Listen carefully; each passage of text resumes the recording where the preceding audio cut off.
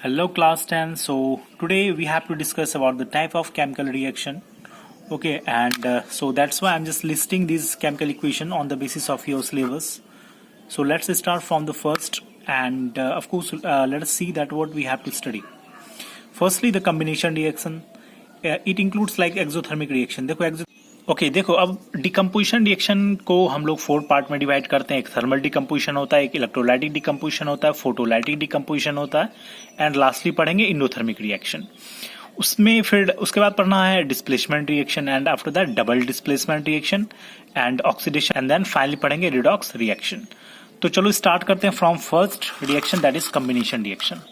देखो समझो, कॉम्बिनेशन मतलब क्या होगा, जो रिएक्टेंट के जो पार्ट है, ठीक है ना, कंबाइन करके एक सिंगल प्रोडक्ट को बनाते हैं ना, उसे कॉम्बिनेशन रिएक्शन कहते हैं। Like the reaction in which 2 और more reactant combine to form a single product. जैसे हमारे पास ए और बी रिएक्टेंट में 2 पार्ट है हमारे, ये कंबाइन करके देखो ये प्रोडक्ट हमारे पास एक ही बना रहा है ना, तो इसलिए ये हो गया कॉम्बिनेशन रिएक्शन का एग्जाम्पल। ये देखो कुछ केमिकल इक्वेशन देख लेते हैं, जैसे बर्निंग ऑफ कोल, ठीक है ना।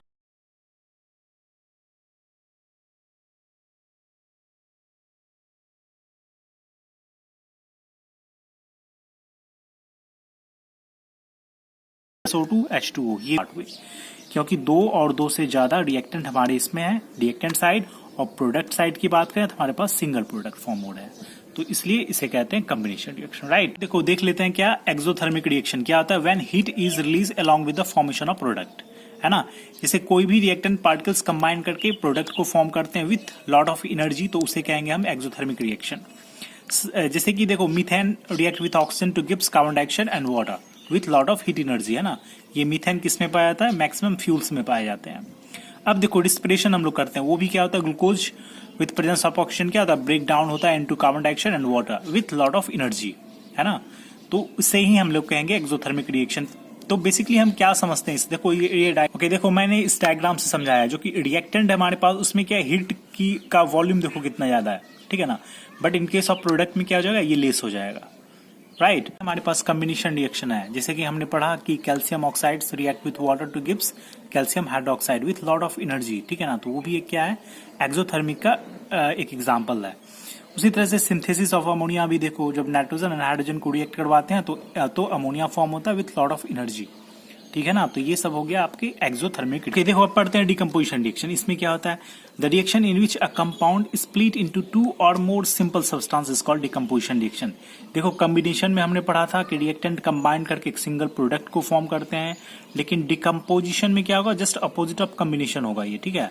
इसमें क्या होगा कि हमारे पास जो रिएक्टेंट मॉलिक्यूल्स हैं वो क्या ब्रेक डाउन होके मोर देन 2 या फिर 2 प्रोडक्ट को फॉर्म करेंगे, तो उसे हम लोग कहेंगे क्या, decomposition reaction, right.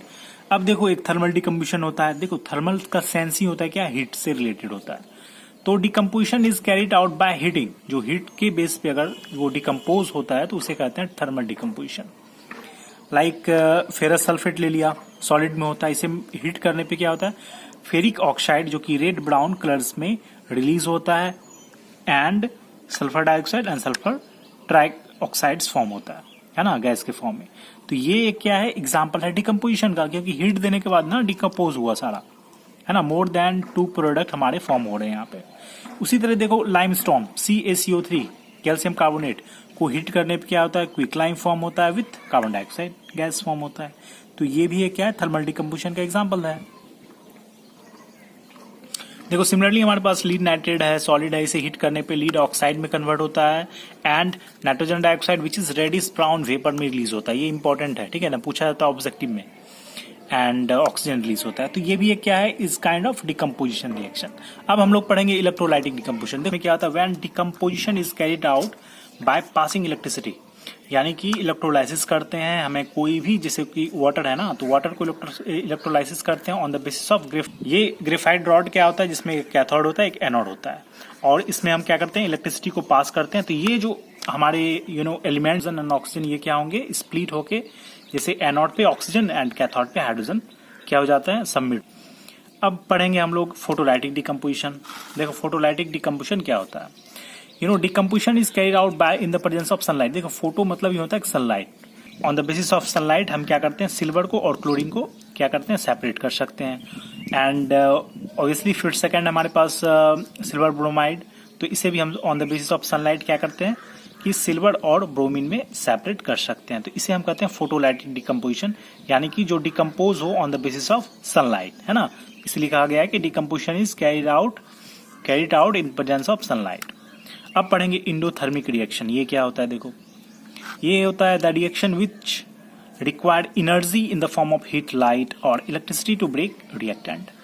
We have study about exothermic reaction, और अब पढ़ेंगे इंडोथर्मिक। देखो एक्सोथर्मिक में क्या होता था कि हीट रिलीज होता था, है ना, लेकिन इंडोथर्मिक में क्या होता है कि हमें हीट को या फिर कोई भी फॉर्म ऑफ एनर्जी क्या प्रोवाइड करनी होती है उस रिएक्शन को करवाने के लिए।